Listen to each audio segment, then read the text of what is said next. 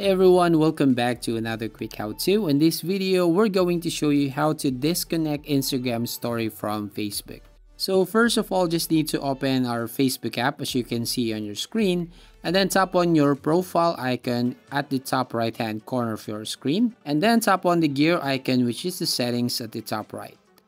And here on your settings, basically you just have to select the Meta Account Center, which is see more in Account Center right here. So tap on that and it will open up this page here. So basically tap on connected experiences, and then under the connected experiences, select the sharing across profiles. And then here, just need to select your Instagram account.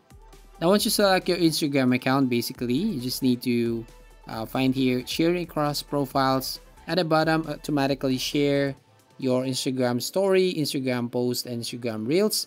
So just need to toggle off your Instagram story to be able to disconnect your Instagram story from Facebook.